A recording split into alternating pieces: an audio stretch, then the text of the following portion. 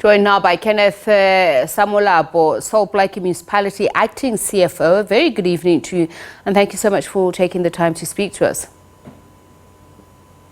Thank you, Tapisha. Good evening to you and the viewers as well. Who is responsible for the biggest proportion of the debt owed to you? I think it was last year or in 2022 when it said there was one house that actually owed the municipality about 3.8 million. So is it the businesses or the citizens that actually owe a higher proportion of this debt? Well, I think bulk of our debt, we will find it within the cluster of residential customers, perhaps because they dominate our accounts in terms of the numbers. But I mean, you'll find that cluster owes us about 2.2 billion rand out of 3.7 billion that is owed to the municipality. Businesses are relatively not the highest because they are at about 645 million rand. Government department at about 790 million rand. But the problem comes with the 2.2 billion rand owed by residents. At some point, reports said there was a hospital that owed 28 million rand. Just curious, for how long would you be owing the hospital and the resident who owes 3.8 million? How does a situation unravel to this point? No, I think sometimes our credit control policies, though well informed by the Municipal Finance Management Act, which encourage that you must bill and you must also collect.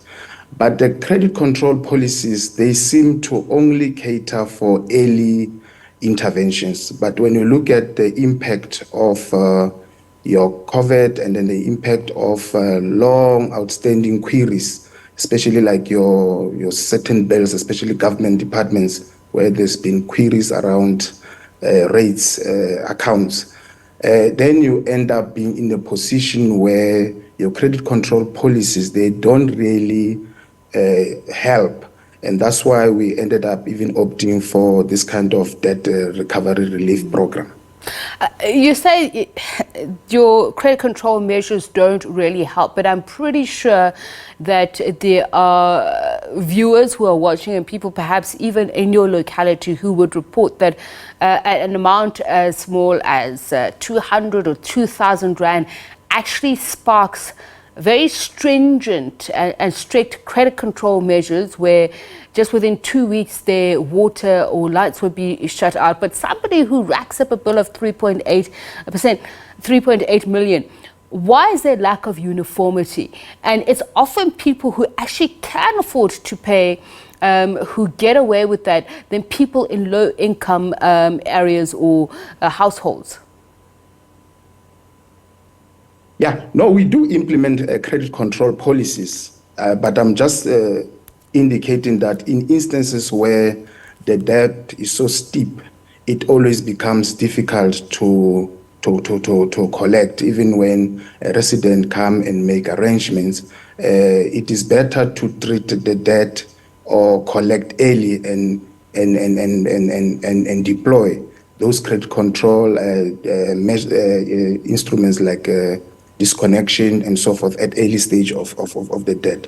But when you find yourself at the level where you are dealing with 3.7 billion, that's why now you have to come up with other intervention before you try the write-off and all that. And this is what I'm trying to point out, Mr. Samolapo. Why is it different for the haves than the have-nots? As I said, I think there are plenty of people who would back me up on this. In cases where somebody owes one might even describe as a negligent amount, it's very quick and swift action. But for people who rack up bills of 3.8 million, it doesn't snowball certainly within a month or a year. So why is there a lack of consistency in the application of these control measures? Like I've indicated, we are implementing credit control 100%, fully so.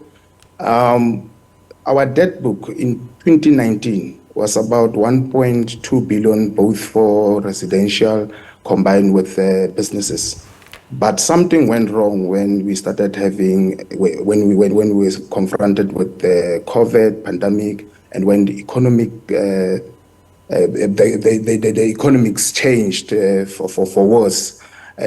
Now, sometime last year, we were at about 2.1 billion, 3.1 billion. Now, there is this rapid growth, simply because most of the households, you find that they are confronted with challenges of unemployment and lost breadwinners and all that. But that doesn't really take away the fact that if you implement credit control, you might not be on the winning formula. But the challenge here is just that we are implementing credit control policies, but like I've indicated earlier, some of the accounts, they have been exposed to dispute for too long. And once the dispute is resolved, then you have to then start coming up, implementing other mechanisms. Have there been accounts that have been written off despite the debt? And what is the criteria? For the account, the council, municipal council should actually approve accounts which were identified to be the accounts which will be identified as irrecoverable, in a sense that it won't make economic sense to pursue such accounts, because we are dealing with indigents, we are dealing with deceased estates where the parents were indigents and so forth. So those are accounts that the council will approve for write-off. Right. Do some of those include municipal staff, former and some current councillors? Yeah, we do have interventions for current staff and current councillors, where they've made arrangements and they are paying off, and we're deducting from salaries. So in terms of interventions, like I've said, our credit control policy does. Yes, but have some of those qualified to have their debts written off? They're still employed by the municipality or the council. Are you saying that there are those who've actually had their debts written off?